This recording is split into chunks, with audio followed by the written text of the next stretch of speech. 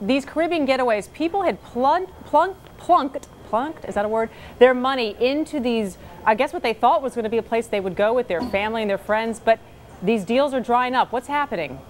Well, it's definitely, they're vacation homes built as part of resort complexes. And what transpires in the Caribbean that doesn't really happen much in the U.S. is that when you put a deposit down on a vacation home that hasn't been built yet, that deposit can be used for construction. Most of the time in the U.S., that deposit is an escrow, and the developer construction built. But in the Caribbean, those deposits are much more. So I think what you're saying, we're having a little bit of trouble with your audio there, but you're saying that in the Caribbean, people were able to put down these deposits. Those deposits were then used toward construction, but the problem would be then that these big developers weren't getting the rest of the financing they needed, and these properties are just sitting there. Is that right? Exactly. In the U.S., the developer would put those deposits into escrow. So if something went wrong, you could probably get your money back. But in the Caribbean, they're used on construction, and the problem is you need to keep getting progress payments from your depositors to continue construction.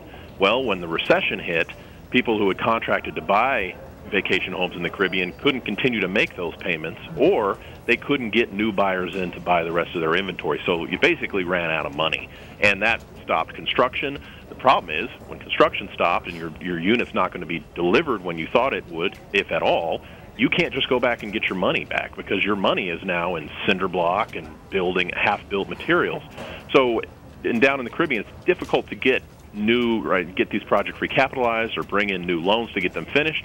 So there's about 7 major resorts that have just been languishing half-built, and the vacation home buyers have not been able to get their money back out, and it's a big problem. It adds up to about $300 million in stranded deposits down there. Kris, let's talk about where some of those are. I mean, I was in Anguilla in 2007, and they were sort of hawking these new properties that were being developed. I recently looked; they're not being developed anymore. So these may be some of the places you're talking about. What kinds of properties are we in, and what islands? Exactly. They're name brand properties, and they're pretty much all over the Caribbean. There's a Ritz-Carlton in the Turks and Caicos that's stranded. There's a Westin in St. Lucia that's in complete construction. And Anguilla, there's technically 2, more like 1.5. The Temenos Resort never really got completed, and there's about 21 million in deposits stranded there. And then the Viceroy Resort, which actually was completed on Anguilla, but it went into foreclosure soon after it was completed, and those villa purchases were not finalized. There's about 50 million plus or minus of deposits stranded there that the villa buyers are still trying to work out with the new owner of the resort. So almost every island, or a good portion of the islands down in the Caribbean, has a project like this. And very quickly, Kris, what's the way out? Do the investors just need to put in more money to get these properties completed? It's an excellent question. Really the only way out for majority of these is to have some new investor come in and recapitalize the project to get it going again. But for that to happen, everybody has to take a hit.